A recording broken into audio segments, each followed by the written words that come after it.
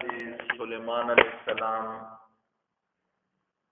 حضرت ایوب علیہ السلام اور حضرت عیسیٰ علیہ السلام مختلف قسم کے انبیاء کے تذکرے آپ نے سنے۔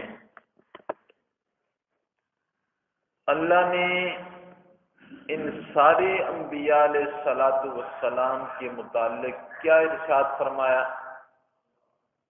خالق ارض و سما نے فرمایا وَكُلٌّ مِّنَ الْأَخْيَارِ، یہ سارے کے سارے ہمارے چنے ہوئے لوگ ہیں، ہمارے منتخب کیے ہوئے لوگ ہیں۔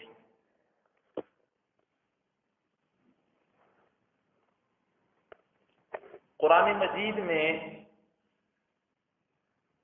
جتنے بھی واقعات ذکر کیے گئے، کیا یہ محض قصے اور کہانیاں ہیں؟ یہ اتنے انبیاء علیہ الصلاۃ والسلام کے واقعات ذکر کیے گئے، اور پھر ان کے اندر انبیاء علیہ الصلاۃ والسلام کی استقامت کا تذکرہ کہ انبیاء علیہ الصلاۃ والسلام نے کتنی استقامت کو اختیار کیا، اپنے ایمان کی کتنی حفاظت کی، اور مصائب اور تکلیفوں میں جب آئے تو انبیاء نے صبر کیسے کیا۔ جب خالق ارض و سما نے انبیاء علیہ الصلاۃ والسلام کو آزمائش کی بھٹیوں میں گھمایا اور آزمائش کی وادیوں میں اتارا، تو پھر انبیاء علیہ الصلاۃ والسلام نے صبر کس درجے کا کیا۔ اللہ فرماتے ہیں یہ جو ہم نے انبیاء علیہ الصلاۃ والسلام کے واقعات آپ کے سامنے ذکر کیے، اور ان واقعات کے اندر انبیاء علیہ الصلاۃ والسلام کے حالات آپ کے سامنے رکھے، مومنوں ان واقعات کے اندر آپ کے لیے نصیحت ہے، آپ کے لیے نصیحت ہے، یعنی آپ نے اسی طریقے سے چلنا ہے جیسے میرے نبی چلتے رہے، اسی طریقے سے صبر بھی کرنا ہے جیسے میرے نبی صبر کرتے رہے۔ انبیاء علیہ الصلاۃ والسلام امتوں کے لیے بطور نمونہ ہوتے ہیں، تو اللہ نے فرمایا ھذا ذکر، ھذا ذکر، یہ جتنے بھی واقعات گزرے ہیں یہ نصیحت ہیں، ھذا ذکر، یہ نصیحت ہیں۔ اب انبیاء علیہ الصلاۃ والسلام کے مقامات آخرت میں وہ تو بہت بلند ہیں، کتنے بلند ہیں انبیاء کے جو مقام ہوں گے، جو مرتبے ہوں گے آخرت میں، اللہ نے فرمایا وہ بہت ہی بلند ہیں، بلند ہیں۔ لیکن جو اپنے نبیوں کی اتباع کرنے والا ہوگا، پیروی کرنے والا ہوگا، نبیوں کی بات کو ماننے والے لوگ ہوں گے، انہیں قرآن نے متقی کہا ہے، انہیں قرآن نے پرہیزگار کہا ہے۔ یہ جو متقی لوگ ہیں، پرہیزگار لوگ ہیں، پھر ان کے بھی درجات ہیں، کسی کا بلند ہے، کسی کا اس سے ذرا کم ہے، کسی کا اس سے ذرا کم ہے۔ تو خالق ارض و سما نے فرمایا میرے انبیاء کے درجات تو ہیں ہی ہیں، پر نبیوں کے ماننے والے جو متقین لوگ ہوں گے ان کا بھی میرے ہاں بڑا ہی اچھا ٹھکانہ ہے۔ پھر اللہ نے صرف یہی نہیں بیان کیا کہ بڑا اچھا ٹھکانہ ہے، پھر اللہ نے کھول کھول کر اس ٹھکانے کی وضاحت کی ہے کہ جب میرے پاس اس ٹھکانے میں تم آ جاؤ گے، اس ٹھکانوں کے اندر تمہارے لیے میں نے نعمتیں کیسی تیار کر رکھی ہیں، جو نعمتیں میں تمہیں عطا کروں گا، خالق ارض و سما نے اس کا بھی تذکرہ فرمایا۔ سنیں،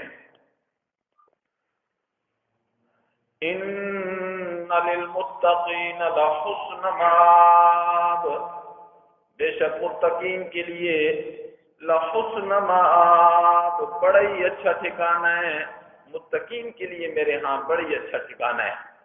مولا وہ ٹھکانہ کیسا ہے؟ فرمایا جنات جنات عدن مفتحۃ لهم الابواب، جنات عدن وہ ہمیشہ کے باغات ہیں، ہمیشہ کے باغات ہیں۔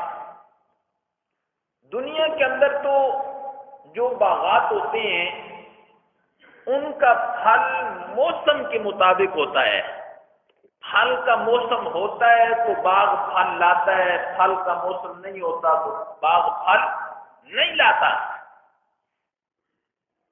خزاں میں پتے جھڑ جاتے ہیں، سب کچھ ختم ہو جاتا ہے۔ اس کے برکت خالق ارض و سما نے فرمایا میرا بندہ جب تو مجھے راضی کر کے آ جائے گا تو ایسے باغات عطا فرماؤں گا لا مقطوعۃ ولا ممنوعہ۔ قرآن نے کہا نہ تو کبھی اس کا پھل ختم ہوگا اور نہ کبھی کھانے سے منع کیا جائے گا، لا مقطوعۃ ولا ممنوعہ، اس کا پھل کبھی ختم نہیں ہوگا۔ یہاں کیا ہوتا ہے جب باغ پھل لاتا ہے، مالی بھی ہوتا ہے، چوکیدار بھی ہوتا ہے، وہ حفاظت کرتا ہے، پرندوں کو بھی اڑا دیتے ہیں، پرندوں کو بھی کہ پرندے بھی پھل نہ کھائیں اڑا دیتے ہیں، انسانوں کو بھی روکتے ہیں۔ لیکن قرآن نے فرمایا لا مقطوعۃ ولا ممنوعہ، نہ تو پھل ختم ہوگا، وہاں ایک پھل توڑو گے ساتھ ہی دوسرا لگ جائے گا، ولا ممنوعۃ کوئی منع کرنے والا بھی نہیں ہوگا۔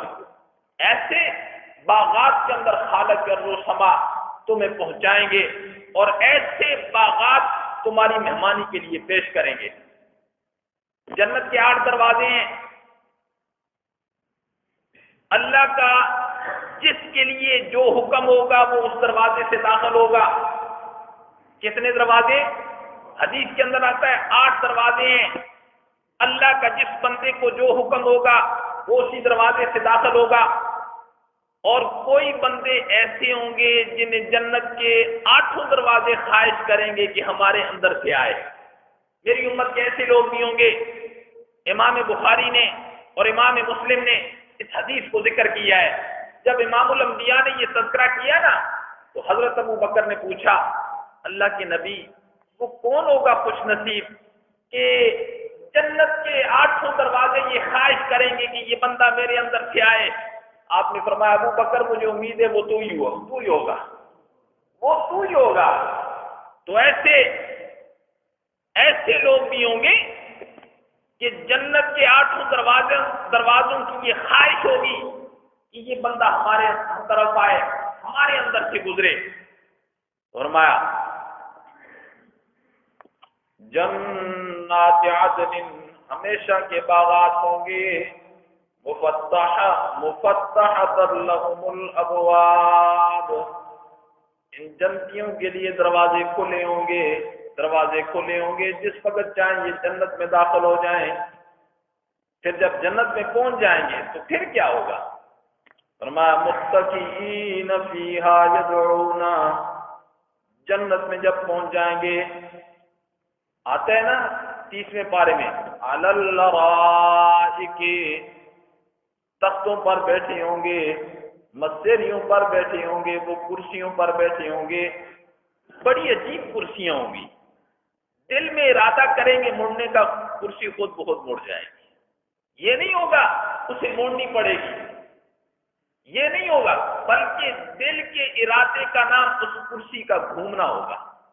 جس طرف وہ ارادہ کرے گا فوراً کرسی اس طرف خود بخود گھوم جائے گی۔ متکئین علی الارائک ینظرون، فرمایا متقین فیہا، تکیے لگائے ہوئے ہوں گے متقین لوگوں نے، فیہا اس جنت کے اندر، یدعون فیہا وہ طلب کریں گے اس جنت میں، وہ طلب کریں گے اس جنت میں، بفاکہۃ کثیرۃ وشراب، بہت زیادہ پھل مانگیں گے اور پینے کے لیے مانگیں گے، وَيَطُوفُ عَلَيْهِمْ وِلْدَانٌ مُخَلَّدُونَ، وَيَطُوفُ قرآن نے دوسرے مقام پر فرمایا وَيَطُوفُ عَلَيْهِمْ وِلْدَانٌ مُخَلَّدُونَ، بڑے خوبصورت قسم کے بچے ہوں گے، بڑے خوبصورت قسم کے بچے۔ جیسے حوریں جنت کی مخلوق ہے نا، حوریں، ایسے ہی وہ بچے بھی جنت کی مخلوق ہوں گے. جیسے حوریں جنت کی مخلوق ہیں، وہ بچے بھی جنت کی مخلوق ہوں گے. خالق کے ارض و سما نے انہیں اپنے مہمانوں کی خدمت کے لیے جنت میں پیدا کیا ہے، اور وہ ہمیشہ ہمیشہ اسی طریقے سے رہیں گے.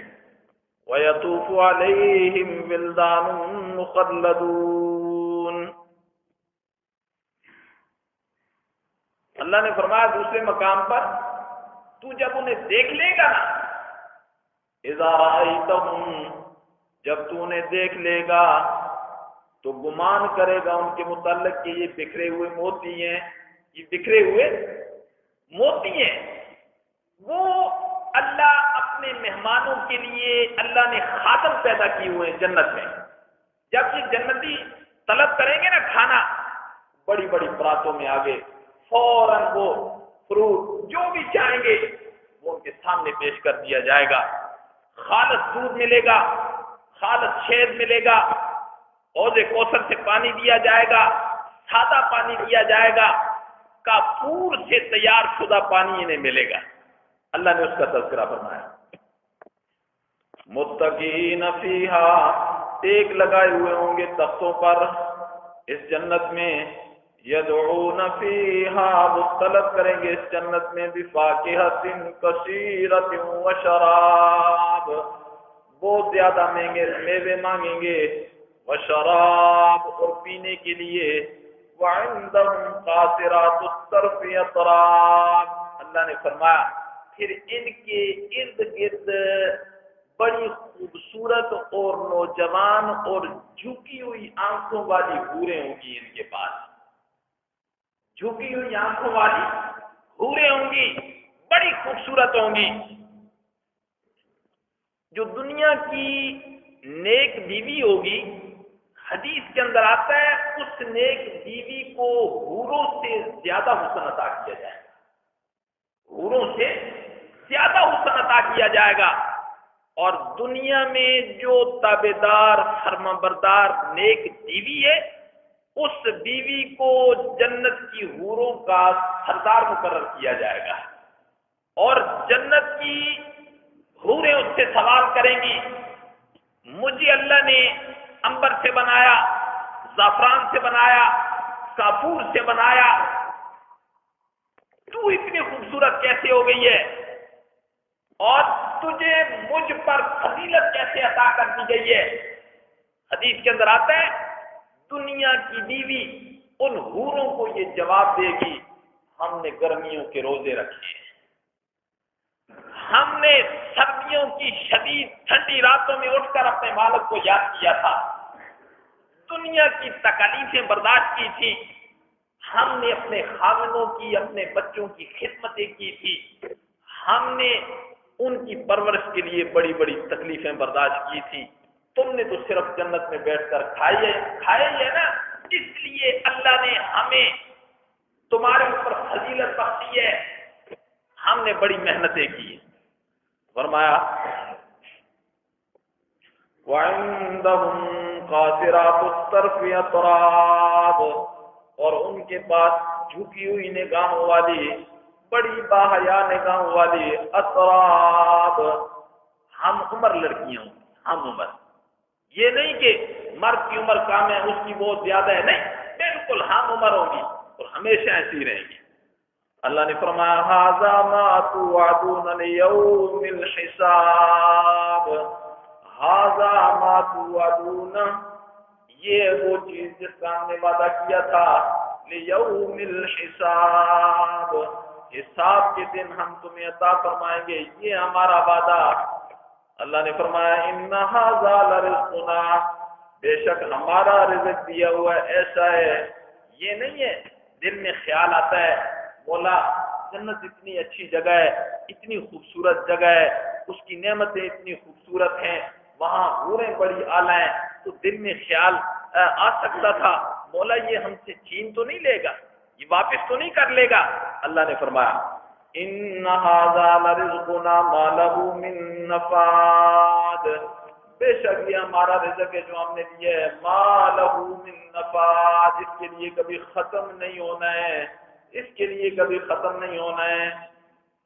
ہاذا، یہ ہو کر رہے گا، ہاذا کا معنی ہے یہ جتنی باتیں میں نے کی ہیں نا، اللہ فرماتے ہیں ہاذا، یہ پکی بات ہے، یہ سارا کچھ ہو کر رہے گا۔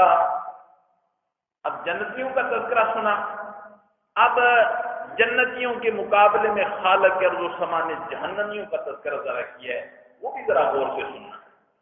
فرمایا وَإِنَّ لِلطَّاغِينَ لَشَرَّ مَآبٍ، بے شک سرکشوں کے لیے، کافروں کے لیے، مشرکوں کے لیے، نافرمانوں کے لیے لَشَرَّ مَآبٍ، بڑا ہی برا ٹھکانہ ہے، بڑا ہی برا ٹھکانہ ہے۔ مولا کو کیسے؟ فرمایا جہنم یصلونہا، جہنم ہے کہ یصلونہا، اس کے اندر داخل کر دیا جائے گا۔ دنیا کی آگ کتنی سخت ہوتی ہے، اس کے اندر لوہا، تانبا، پتھر پگھل جاتا ہے، ہر چیز پگھل جاتی ہے، اور آخرت کی آگ دنیا کی آگ سے 69 گنا زیادہ ہے۔ وہاں کیا ہوگا؟ اگر آدمی کو صرف مارنا مقصود ہو، جہنم کے اندر صرف مارنا مقصود ہو، تو جہنم کی آگ کی تپش ہی اس کی موت کے لیے کافی ہے، وہ مر جائے۔ لیکن قرآن نے کیا فرمایا؟ لا يموت فیہا ولا یحیا، اس دوزخ میں موت نہیں آئے گی، نہ موت ہے نہ زندگی ہے، موت نہیں ہوگی۔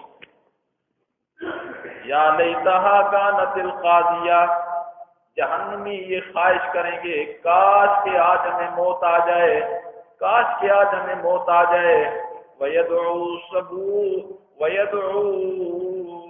اور وہ پکاریں گے، وَيَصْلَىٰ سَعِيرًا وَيَدْعُو ثُبُورًا، اور وہ اپنی ہلاکت کو پکاریں گے، ہم ہلاک ہو جائیں، ہم مر جائیں، اللہ میں ختم کر دے۔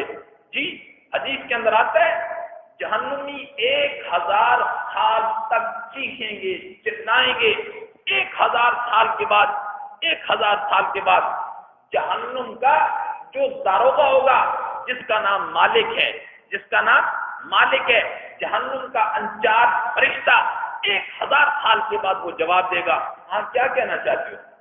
وہ کہیں گے یا مالک اقضی علینا لربک، مالک اپنے رب سے کہہ دے ہمارے بارے میں فیصلہ ہی کر دے، ہمیں موت دے دے۔ وہ جہنم کا داروغہ کہے گا تمہارے پاس اللہ کے نبی نہیں آئے تھے، تمہارے پاس اللہ کی کتاب نہیں آئی تھی، تمہارے پاس واعظین نہیں آئے تھے، تمہیں قرآن سمجھانے والے نہیں آئے تھے؟ وہ کہیں گے آئے تھے۔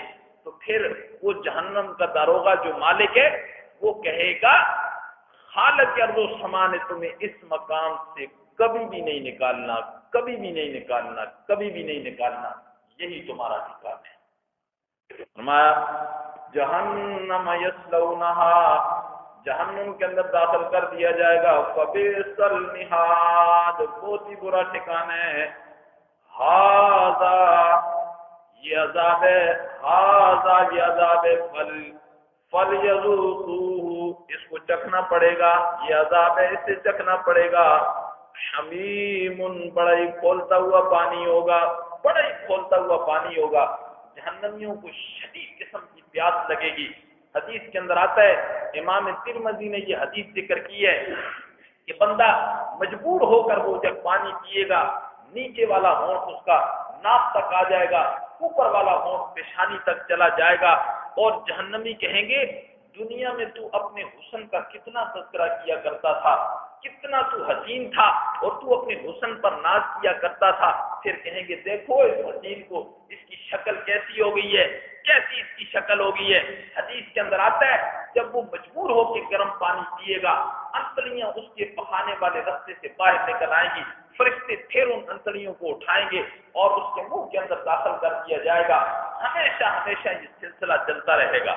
اور ما فلیذوقوا، بس چکھو اس عذاب کو، حمیم وغساق، کھولتا ہوا پانی ہوگا، وغساق، اور پیپ ہوگی، واخرو، اور اللہ نے فرمایا یہیں تک بات نہیں ہے، یہیں تک بات نہیں ہوگا، واخر من شکلہ، اور مزید اور مزید عذاب من شکلہ اس جیسے ازواج مختلف قسم کے ہوں گے. مزید عذاب کیا ہوگا؟ اپنا پیشاب بھی پیے گا، پخانہ بھی کھائے گا، اور مادہ تولید جس سے بچہ پیدا ہوتا ہے، حدیث کے اندر آتا ہے، وہ جہنمیوں کو کھلایا جائے گا. اور پھر فرشتے کہیں گے بڑے مزے اڑائے تم نے دنیا میں، آج یہ تمہاری سزا ہے. فرمایا وآخرو، اور مزید، وآخرو کا معنی کریں گے مزید، وآخرو اور مزید من شکلہ ان سے ملتے جلتے ازواج مختلف قسم کے عذاب ہوں گے. ھذا فوج مقتحم معکم، دنیا میں جو گمراہ کرنے والے لوگ ہیں، گمراہ کرنے والے جھوٹے پیر، بہروپیے پیر، وڈیرے، سردار اپنی اپنی قوموں کو، اللہ فرماتے ہیں یہ سارے کے سارے پہلے جہنم کے اندر چلے جائیں گے، اور ان کے جو ماننے والے ہیں، مرید، شاگرد، جی یہ سارے بعد میں جہنم میں جائیں گے. یہ وڈیرے سارے پہلے چلے جائیں گے. جب وہ جہنم کے اندر چلے جائیں گے نا، اب مرید، شاگرد، ماننے والے یہ بعد میں جائیں گے. جب یہ جہنم کے اندر چلے جائیں گے نا تو وہ کہیں گے تمہارے لیے کوئی خوش آمدید نہیں، تمہارے لیے کوئی خوش آمدید نہیں ہے، کوئی کھلی جگہ نہیں ہے، تمہارے لیے تو ہلاکت کی ہلاکت ہے. اب ان دونوں کا مذاکرہ شروع ہو جائے گا، پیروں کا، جھوٹے پیروں کا، جھوٹے مریدوں کا، جھوٹے شاگردوں کا، جھوٹے استادوں کا یہ مذاکرہ شروع ہو جائے گا. وہ کہیں گے اگر ہمارے لیے مرحبا نہیں ہے نا، خوش آمدید نہیں ہے، تمہارے لیے بھی کوئی مرحبا نہیں ہے، کوئی خوش آمدید نہیں ہے. پھر وہ اللہ کے سامنے کہیں گے مولا یہ ہے وہ لوگ جنہوں نے ہمارے سامنے شرک کو پیش کیا تھا، جنہوں نے ہمارے سامنے کفر کو پیش کیا تھا، جنہوں نے ہمارے سامنے بدعت کو پیش کیا تھا، جنہوں نے ہمارے سامنے قرآن اور سنت کے خلاف باتوں کو پیش کیا تھا. مولا یہ جو کہا کرتے تھے آج ہمیں راضی کر لو، ہم دیکھ لیں گے ادھر، آج تم ہمیں دنیا میں راضی کر لو، ادھر ہم سارے تمہارے گناہوں کو اٹھا لیں گے. مولا مولا ہمارا عذاب بھی انہیں دے، مولا انہیں دگنا عذاب دے. وہ کہیں گے جو کچھ بھی کرو آج تم بھی ہمارے ساتھ ہی ہو، تم بھی چھوٹنے والی کوئی جگہ ہے. فرمایا ھذا فوج مقتحم، یہ فوج ہے جو داخل ہوگی معکم تمہارے ساتھ. لا مرحبا بہم، کوئی مرحبا نہیں ہے، کوئی خوش آمدید نہیں ہوگا ان کے لیے. انہم لصالوا النار، بے شک انہیں آگ کے اندر داخل کر دیا جائے گا. قالوا بل انتم لا مرحبا بکم، بلکہ مرید کہیں گے، وہ جھوٹے شاگرد کہیں گے، قالوا وہ کہیں گے بل انتم لا مرحبا بکم، بلکہ تمہارے لیے بھی کوئی خوش آمدید نہیں ہے، تمہارے لیے بھی کوئی خوش آمدید نہیں ہے. انتم قدمتموہ لنا، بے شک تم نے ہمارے سامنے یہ پوری چیزیں پیش کی تھیں، یہ پورے عقائد و نظریات پیش کیے تھے. فبئس القرار، بس بہت ہی برا ٹھکانہ ہوگا.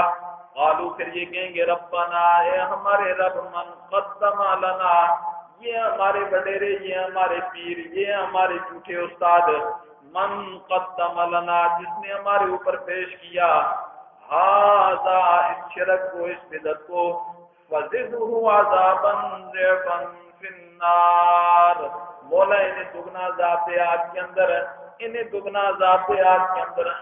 کاش کہ آج ہمیں یہ بات ابھی دنیا کی زندگی میں سمجھ آ جائے نا، دنیا کی زندگی میں یہ بات ہمیں سمجھ آ جائے، اللہ کی وحدانیت سمجھ آ جائے اور شرک کی حقیقت سمجھ آ جائے، یہ جتنے دربار ہیں یہ ساری خالی ہو جائیں. آج یہ کتنا بڑا بڑا شرک سکھایا جاتا ہے. کوئی ایسی بات ہے جو قرآن و سنت کے مطابق ہے؟ امام الانبیاء نے فرمایا اللہ یہود و نصارہ پر لعنت نازل فرما، اس لیے کہ انہوں نے اپنے انبیاء کی قبروں کو مسجدیں بنا دیا، سجدہ گاہ بنا دیا. مولا میری یہ دعا ہے کہ میری قبر کو سجدہ گاہ قیامت تک نہ بنانا۔ اللہ نے فرمایا جا پیغمبر، ہم نے آپ کی دعا کو قبول کر لیا۔ آج جتنے دربار ہیں، جتنے مزار ہیں، کون سا ایسا دربار ہے جس دربار کے اوپر شرک و بدعت کی تعلیم نہیں دی جاتی، سجدے نہیں کیے جاتے جی، اور اللہ کا بڑھ چڑھ کے مقابلہ نہیں کیا جاتا۔ آج ہم داتا بھی اسے سمجھتے ہیں، غریب نواز بھی اسے سمجھتے ہیں، حاجت روا بھی اسے سمجھتے ہیں، مشکل کشا بھی اسے سمجھتے ہیں جی۔ کاش کہ یہ بات ہمیں سمجھ آ جائے کہ قیامت والے دن یہ تذکرہ ہوگا، یہ باتیں ساری ہوں گی، یہ سمجھ آ جائے نا دنیا کی زندگی میں، ہر ایک آدمی اللہ کی وحدانیت کو ماننے والا بن جائے۔ اور یہاں جو قرآن کے مطابق بات کرتا ہے، حدیث کے مطابق بات کرتا ہے، سنت بتاتا ہے، بھائی نبی کی سنت یہ ہے، قرآن کا حکم یہ ہے، اس کو تم مان لو، تو وہ صحیح بات کرنے والوں کو کیا کہتے ہیں؟ یہ شرارتی ہے، یہ شرارتی ہے۔ مشرکین مکہ نے صحابہ کرام کا کیا لقب رکھا ہوا تھا؟ صحابی۔ کیا کہتے تھے؟ صحابی۔ جیسے آج حق بولنے والوں کو بدعات کے، رسومات کے، گندی چیزوں سے منع کرنے والوں لوگوں کو لوگ کہتے ہیں یہ وہابی ہے۔ یہ کیا ہے؟ وہابی ہے۔ اب وہابی کا معنی کیا ہے؟ کسی کو کوئی پتہ نہیں۔ وہابی کا معنی ہوتا ہے اللہ والا، وہابی کا معنی ہوتا ہے اللہ والا۔ کوئی پنجابی ہے، کوئی سرائکی ہے، کوئی سندھی ہے، کوئی کراچوی ہے، کوئی پشاوری ہے، لوگ ہیں نا، تو اہل حق کو لوگ کہتے ہیں یہ وہابی ہے۔ یہ کیا ہے؟ اب کوئی پتہ نہیں ہے۔ انگریز ایسا لفظ دے کر چلا گیا، ایسا لفظ دے کر چلا گیا کہ گالی سے بڑا تصور کیا جاتا ہے، گالی سے بڑا تصور کیا جاتا ہے۔ اب وہاب اللہ کا نام ہے، اللہ کا نام۔ وہاب کا معنی ہے سب سے زیادہ عطا کرنے والا، سب سے زیادہ عطا کرنے والا۔ اور وہابی کہتے ہیں، یا نسبت کی لگ گئی تو وہابی کا معنی ہوتا ہے اللہ والا۔ کیا؟ اللہ والا۔ لیکن آج بات نہیں سننی ہے کہ یہ کیا کہہ رہا ہے، یہ کیا کہہ رہا ہے۔ اور یہ نہیں ہے کہ مشرک اس بات کو نہیں جانتے ہیں کہ ہم جو کر رہے ہیں یہ ٹھیک ہے، یہ کوئی ایسی بات نہیں ہے۔ قرآن نے کہا ہر ایک جانتا ہے، یہودی بھی جانتا ہے، عیسائی بھی جانتا ہے، مشرک بھی جانتا ہے، منافق بھی جانتا ہے کہ میں غلط کر رہا ہوں، لیکن اندر ضد اناد درمی اتنی زیادہ ہے کہ وہ دھڑا بازی کو چھوڑنا نہیں چاہتا، اپنے دھڑے کو نہیں چھوڑنا چاہتا۔ اب جو لوگ صحیح باتیں کرتے ہیں ان کا مذاق اڑایا جاتا ہے، انبیاء علیہ الصلوۃ والسلام کا نہیں مذاق اڑایا گیا۔ سب سے زیادہ مذاق انبیاء علیہ السلام کا اڑایا گیا۔ انبیاء علیہ الصلوۃ والسلام نے آ کر جب توحید کی دعوت دی تو انبیاء علیہ الصلوۃ والسلام کی طرف لوگوں نے نحوست کی نسبت کی۔ سورہ یاسین میں نہیں پڑھا؟ قالوا طائرکم معکم، تمہاری وجہ سے ہمیں یہ نحوست پہنچی ہے۔ اللہ کے انبیاء نے فرمایا نہیں، یہ تمہارے اپنے اعمال کی وجہ سے بارشوں کا بند ہونا، بیماریوں کا آ جانا، فصلوں کا کم ہو جانا، یہ تمہاری نافرمانی کی وجہ سے، تمہارا شرک اختیار کرنے کی وجہ سے، اللہ کے مقابلے میں داتا کھڑے کرنے کی وجہ سے یہ ساری نحوستیں تم پر پڑی ہیں۔ انبیاء نے کہا ہماری وجہ سے نہیں پڑی ہیں۔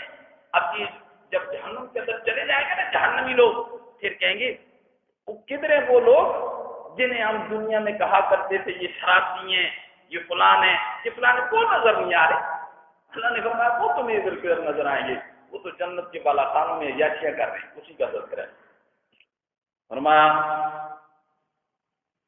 قالوا وقالوا، کہیں گے ما لنا لا نرى رجالا، کیا ہو گیا ہم نہیں دیکھتے ان لوگوں کو، كنا نعدهم من الاشرار، جنہیں ہم شرارتی کہا کرتے تھے، وہ لوگ آج ہمیں نظر نہیں آ رہے، وہ کدھر ہیں جنہیں ہم شرارتی کہا کرتے تھے۔